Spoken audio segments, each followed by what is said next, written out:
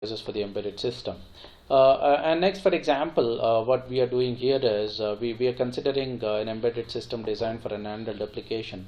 And the best example for that is a mobile handset. And for a mobile handset, what are the user interfaces? Now you have the interface like the keyboard for performing the input operation. You have the keypad, a small keypad. So either a touch screen keypad or the physical keypad, using which you can provide the input to the mobile phone. And similarly, it has a display unit as well, using which you can observe the activities in progress inside the mobile handset. Now, and display unit could be a small liquid crystal display, or that is LCD display. This is an example. Now, what are the elements of an embedded system? This diagram shows you the major elements of the embedded system. You can see the system core is this. This is what we are focusing. And this can be a microprocessor, this can be a microcontroller, this can be an FPGA, field programmable gate array, or this can be an application specific integrated circuit, correct, right? Or it can be a DSP, digital signal processor. This is what we are focusing now. Now, in addition to the system core, you have the memory, which is responsible for holding the controlling algorithm, the algorithm which controls how this core should behave or perform the computation. So this is a small memory which is holding the control algorithm, and even you have some configuration details also stored inside this memory. And I've shown here what it is holding: the embedded firmware, embedded firmware, and the communication interface. How do I make my core, embedded core, communicate with the external world? Either it can be through a serial bus, or through ASSP bus, or a parallel bus, or even it can be through the wireless communications like Bluetooth, Wi-Fi, Zigbee, all these things. And an embedded system has the I/O ports as well, to which the sensors are connected. And embedded system has the output ports to which the actuators are connected. Now, using the input ports, it gets the input, processes, monitors the input variables, regulate the input variable, manipulate the input variables, and produces the output variables, which the activator uses it and displays the output accordingly. Now, I've shown two symbols here. One is LED, which is connected to the actuator, and another one is the buzzer. This is a small buzzer which emits an audible sound or a beep sound. And then other supporting integrated circuits and subsystem. The core is also connected with, I told you, the brown out circuit, the circuit which is used for resetting the embedded system if the input voltage level goes below some predefined threshold. And similarly, it has an oscillator circuit also, which supplies all the clocking requirement of the system core. So this is what the elements of the embedded system. We are going to discuss each of them in detail. First, we focus on the system core. Now, as I already told, the system core is a master brain controller of any embedded system, and it can be one of these things. It can be a microprocessor like Intel 8085, 8086, or it can be a microcontroller like this Atmel 89C51. There are many series. This is Atmel family or Atmega 16 family, the well-known microcontroller which is used in the Arduino boards, Arduino UNO boards. And then ARM, I have written because ARM many series are there. Now we understood the instructions set for the ARM 7. It can be so that the master brain controller or the system core for an embedded system can be a microcontroller also. And similarly, you can have field programmable gate arrays as well. So example is the Xilinx Spartan as an example for the FPGA. What is an FPGA? It's a programmable logic device that can be reconfigured to perform any function by the software. Now, this programmable logic device has the planes of AND gates, OR gates, and NOT gates. Millions of AND gates, OR gates, and the NOT gates connected in the form of the plane, and forming the switch. Now, using that and a software, you can reconfigure this programmable logic device in order to perform any function. So, and the great advantage is this. FPGA is that the chip is completely programmable and can be reprogrammed at any point of time. So even FPGA can also be the system core for or the brain of an embedded system. And apart from that, FPGA, sorry, I think I missed one here, DSP, I have already told you. And similarly, you can have application specific integrated circuits or ASSP. I told already, application specific integrated circuit, the integrated circuits which are designed to perform only a specific task or a function. And ASSP, the ASIC is the proprietary product, whereas ASSP is a non-proprietary product which can be sold in the open market to anybody. And one such example of the ASSP is this ADE 7760, a single phase electric single phase energy metering IC integrated circuit, and this is the IC which is used for measuring the power consumption, and I think that the same IC ADE 7760 is found in all the electric meters that are displayed in the houses. This is the IC which is going to measure, can track how much amount of energy has been consumed. So this is one such example for the ASSP application specific standard product. So embedded firmware, as I already told, so these are the cores. And what we are looking is the embedded firmware. We understood this, the possible components for the system core, and now we are focusing on the embedded firmware. Now, embedded firmware is basically a software that is designed in order to regulate the physical variable connected to the input port. Sometimes it also manipulates the state variables and sends the output to the activators connected to the output port. An example for the input devices, so this here, which are connected to the input ports of the embedded system, keyboards as I already told, push button switches and various sensors can also be. There are temperature sensors, humidity sensors, many sensors, and proximity sensors. So the sensors which measures the distances, proximity sensors, infrared sensors, many things are there. Now all of them can be the input devices for the embedded system, and similarly output devices for the embedded system. These are all the output devices for the embedded systems.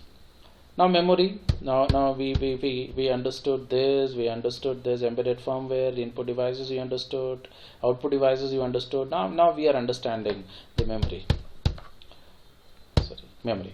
Now memory is responsible, as I already told, it's responsible for holding the control algorithm. This is the logic that is stored in the memory, and it also stores other configuration details. Say for example the hardware configuration details and the software configuration details. And this controlling algorithm, and majority of the embedded system, the controlling algorithm is stored inside the read-only memory.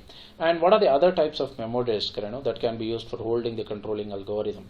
Or the program logic, the application logic, that is nothing but the control algorithm. Now these are the various types of memories that can be used in order to hold the application logic or the controlling algorithm.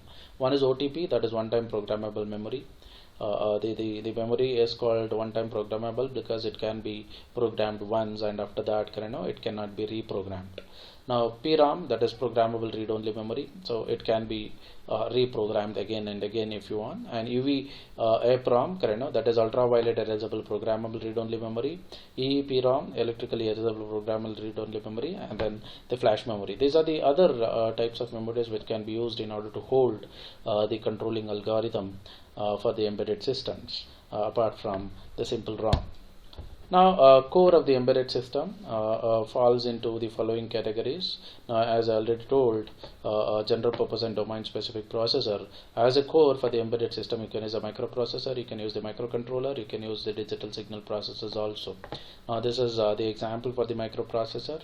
So Intel core, that is i7 processor, and this is the example for the digital signal processor, and this is the example for the microcontroller, and this is an Arduino UNO board which is having the microcontroller, and majority of the time, so ATmega16 is the microcontroller which is used in the Arduino board. And then the application specific integrated circuits, as I told, the proprietary core, which is designed to perform a specific task. And then we have this programmable logic devices, PLDs, that is in the form of complex programmable devices, and FPGA. And then commercially off the shelf components, cards, we'll be discussing much on this. These are the devices which are designed in such a way that they can be easily integrated and they can easily interoperate with the other existing components. So hence they are called as commercially off the shelf components. These are the components which are available on the shelves of the shops, which you can pick and use without making any changes to them. So this is the example for the cards. This is actually the TCP/IP communication port. Say in my embedded system I need to use the LAN connection, a local area network connection. Then I can just connect this to my embedded system and connect the LAN via here. So there's a simple cards which can be used in any embedded system if there is a need for you to have a TCP/IP connection. And when you are using this device, you don't have to do any changes in order to integrate this with your embedded system. And when the moment you integrate this with the embedded system, just you should know where you have to connect these pins to your embedded system core. And the moment you do that, so it's ready for working, and it knows how to interoperate with any of the microcontroller or the processor. Hence they are called as commercially off the shelf system. That means the another name is use as is components. These are called as use as is component. But that means we are going to use these components as it is in the other systems. And this system knows how to interoperate with the other system without any much changes. Now, merits, drawbacks, and applications areas of the microcontroller and microprocessor. Microcontrollers, as you already know, they are designed to perform a specific task, whereas the microprocessors are designed to perform unspecific tasks, or in general many different type of tasks, like developing a software. When you're using a microprocessor, you can develop a software, any software using any programming language. You can develop the games, you can develop the websites, you can do photo editing, you can create documents, etc. Many more you can do. But microcontrollers, you can perform only the specific tasks. And now microcontroller needs to be some processing for microcontroller needs to be done, and output is defined. Now when you give some input to the microcontroller, so the output is always defined. That means the output is always deterministic. You know what type of output you should get from the microcontroller, but the relationship between the input and the output for microprocessor is not determined. That means the output from the microprocessor is undetermined. When you give some input, so you cannot determine what kind of output the microprocessor produces. The reason because the microprocessor is general purpose in nature, and it can perform unspecific task, or it can perform variety of different tasks. Hence the output from the microprocessor is undeterministic, whereas the output from the microcontroller is defined or deterministic. Given some input, you can always say what kind of output you have to get, because it performs only limited number of functions. Next, what kind of resources the microcontroller uses.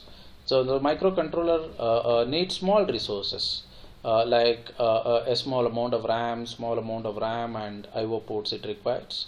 Hence, embedded system is on a single chip. The entire embedded system can be found on a single chip, whereas a microprocessor needs large amount of resources, because it requires the large RAM, it requires large ROM, and it requires the separate I/O ports.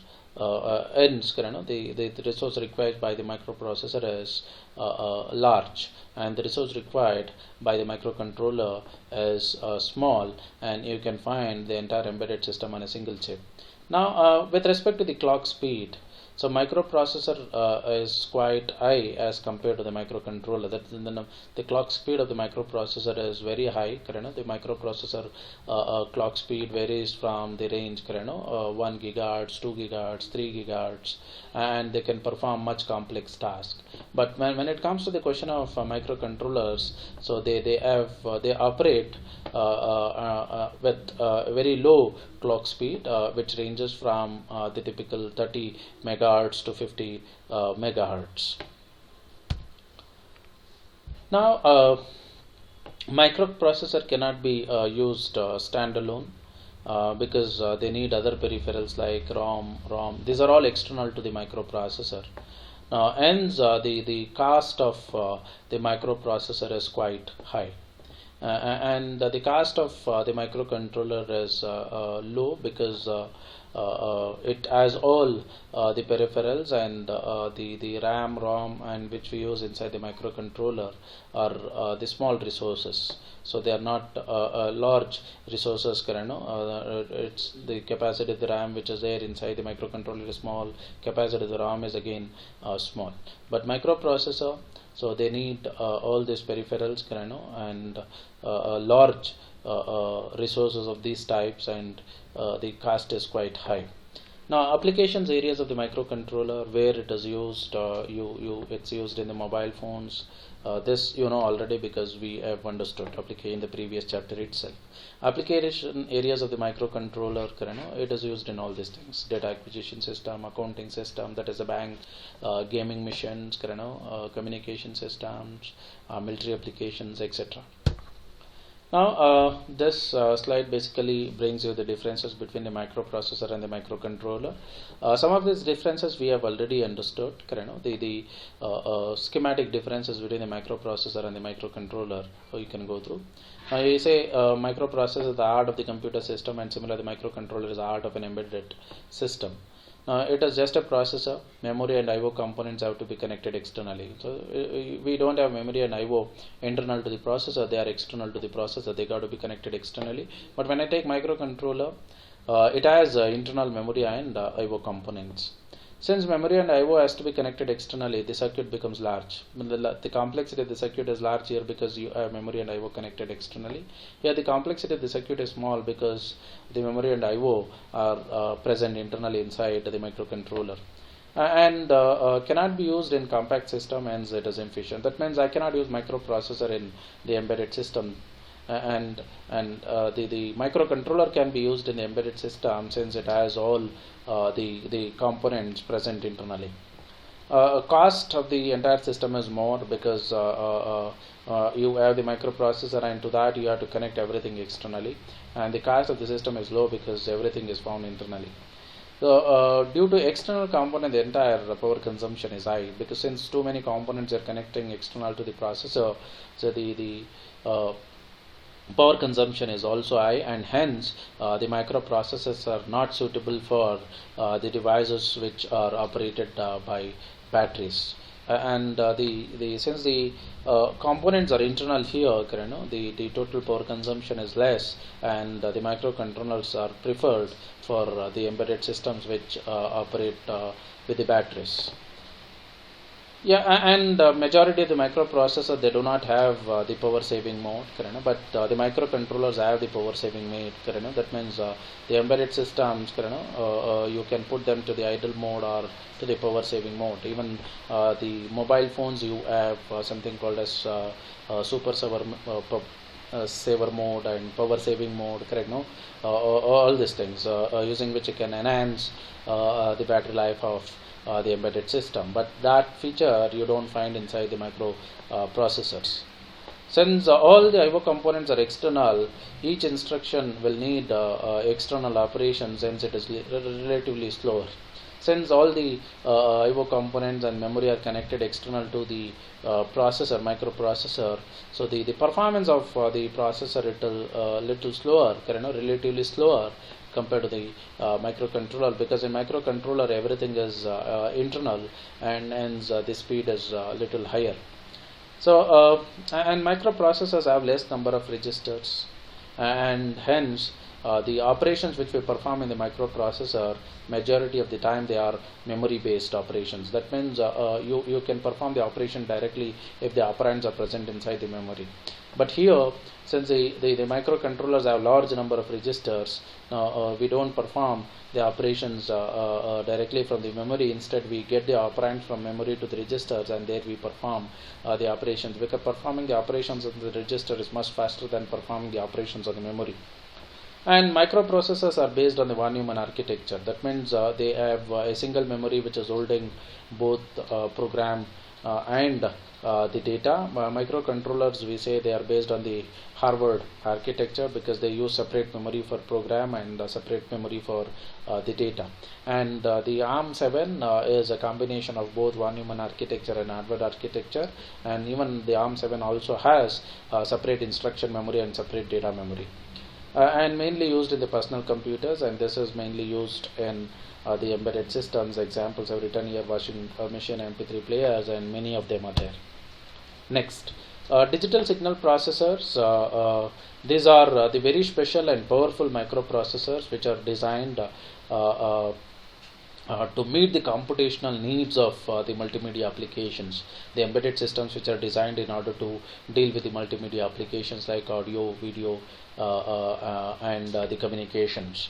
The processor used here in the embedded system that are designed in order to deal with the multimedia applications are much powerful. So they can vary from 8-bit, 16-bit to 32-bit microprocessor, and these processors they are sometimes 2 to 3 times faster than the general purpose microprocessor, because they're going to deal with the multimedia data like audio, video. When I say audio, video, dealing with this multimedia data requires very much powerful processor than compared to the normal processing. Now here is a simple schematic diagram of the digital signal processor. The I/O connects to the outside internal world, input output. We take the input output data. There's a compute engine which is having the DSP processor, digital signal processor, and separate memory for program and separate memory for data.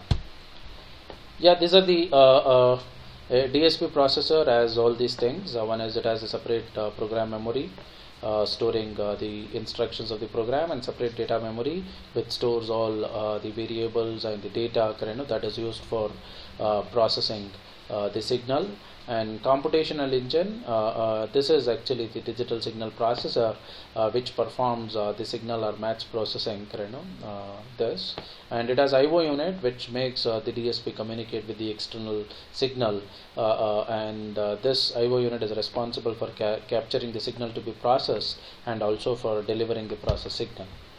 Now application areas, as I already told, the DSPs are used for audio video signal processing, and it is also used in the telecommunication and multimedia application. When I say audio video, it's basically the multimedia application.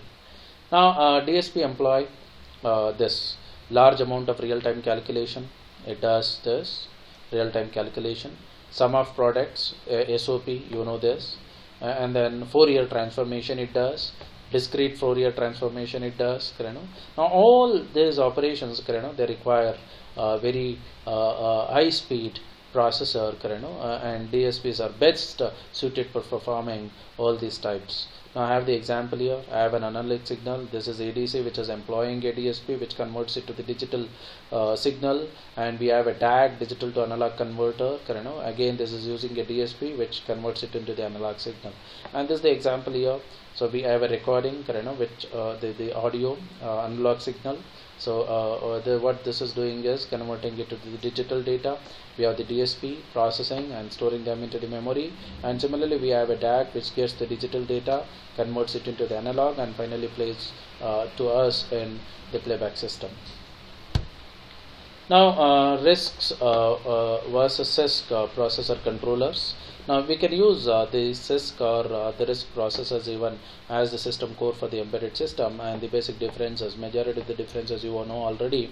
RISC, less number of instructions are there. CISC, there are large number of instructions, and instruction pipelining. RISC supports the instruction pipelining, hence the execution speed is more here, or the throughput of the RISC processor is much higher, and because many things happens simultaneously here, or happens in an overlapped fashion.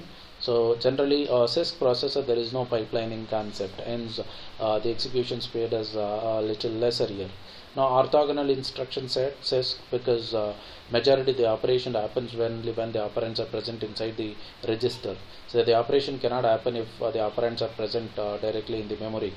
Now orthogonal instruction set, non-orthogonal instruction set, meaning the instruction set can operate even on the data which is present inside the memory directly.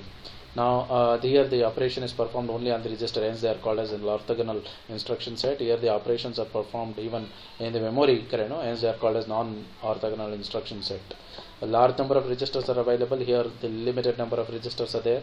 And when you are writing, when a programmer is writing the program for the CISC processor, so the program length is more, whereas the program length is for the CISC. And most of these things I have already explained in my previous classes. Yeah, other differences are like single and fixed length instruction, here variable length. Here in the ARM7 itself, if you take, so ARM7 is basically the combination of these two. So it has adopted some features from the RISC, and at the same time it has rejected some features from this RISC also. All these things you know already, but this it has adopted. ARM uses a fixed length instruction, that is 32-bit instruction when it is operating in the ARM state. Now when it is operating in the thumb state, it uses a 16-bit instruction length. And another thing is CISC has less silicon usage and the pin count also, but this has more silicon usage and more number of pins. Now this hardware architecture, you can say the number of pins here is very less, so you can just count. But the CISC has uses more number of silicon. Now why less silicon? Say this area of the chip area. Chip is also small in size, but the CISC processors have larger chip area.